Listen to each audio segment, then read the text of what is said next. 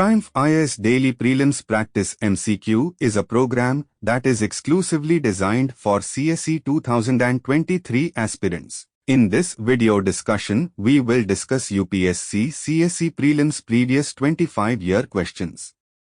Question number 1. Who of the following were economic critics of colonialism in India?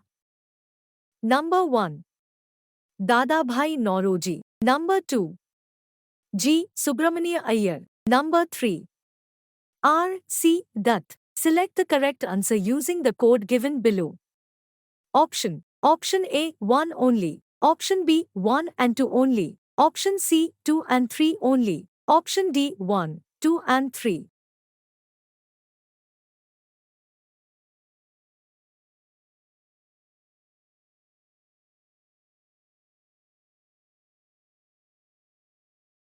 The correct answer is option D. Dadabhai Nauroji, R. C. Dutt, Ranade, Gokhale, G. Subramania Iyer were among those who grounded Indian nationalism (FRMLY) on the foundation of anti-imperialism by fashioning the world's first economic critique of colonialism, before Hobson and Lenin. Question number 2. Who among the following rulers advised his subjects through this inscription? Whosoever praises his religious sect or blames other sects out of excessive devotion to his own sect, with the view of glorifying his own sect, he rather injures his own sect very severely.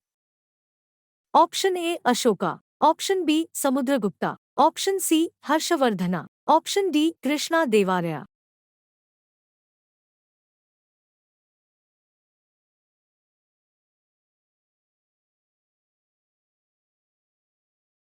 The correct answer is option A.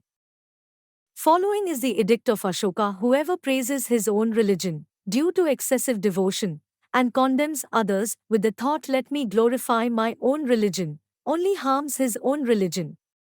Therefore, contact between religions is good. One should listen to and respect the doctrines professed by others. Beloved of the gods, King Piazzi desires that all should be well learned in the good doctrines of other religions. Question number 2. With reference to the British colonial rule in India, consider the following statements. Number 1. Mahatma Gandhi was instrumental in the abolition of the system of indentured labor. Number 2. In Lord Chelmsford's War Conference, Mahatma Gandhi did not support the resolution on recruiting Indians for World War.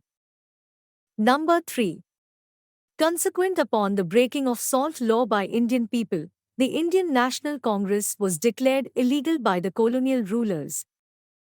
Option A 1 and 2 only. Option B 1 and 3 only. Option C 2 and 3 only. Option D 1, 2 and 3. Which of the statements given above are correct?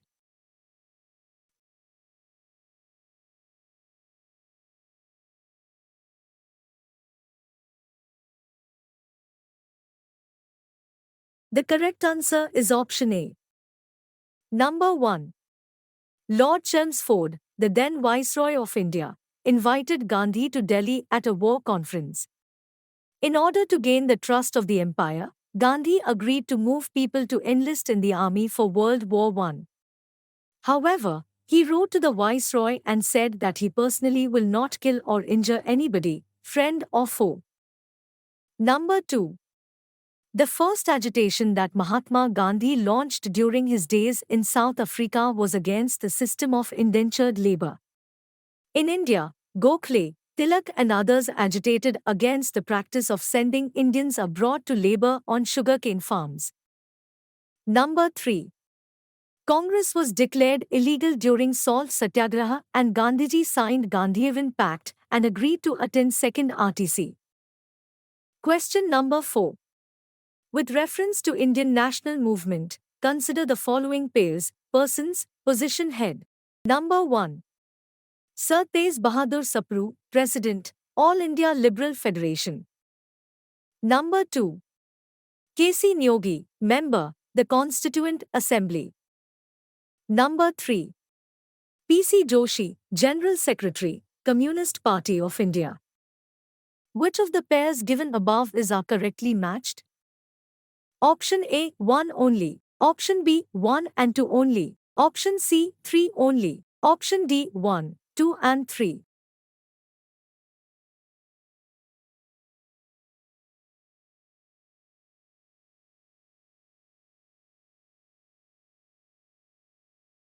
The correct answer is option D. Number 1. Sir Tej Bahadur Sapru. He was an important leader of All India Liberal Federation and served as its president. Number 2. K.C. Nyogi. He was a member of Constituent Assembly from West Bengal. Number 3. P.C. Joshi. He was the first president of Communist Party of India and remained so for 12 years till 1947. Question number 5. Consider the following statements about the Charter Act of 1813. Number 1. It ended the trade monopoly of the East India Company in India except for trade in tea and trade with China. Number 2. It asserted the sovereignty of the British Crown over the Indian territories held by the company.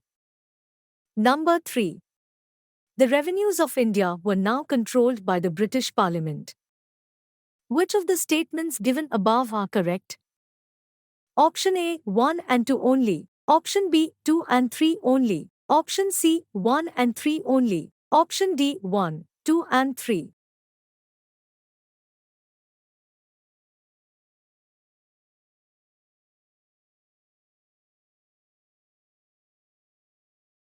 The correct answer is option A. Number 1. This act asserted the Crown's sovereignty over British possessions in India. Eurocentius Company's rule and trade monopoly in India was extended to another 20 years. Monopoly was ended except for the trade in tea and with China. Number 2. Act gave more powers for the courts in India over European British subjects. Number 3.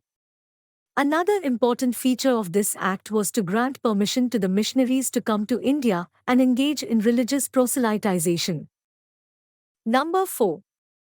The missionaries were successful in getting the appointment of a bishop for British India with his headquarters at Calcutta in the provisions of the Act. Number 5. It allotted 100,000 rupees to promote education in Indian masses and allowed them to open anywhere anytime.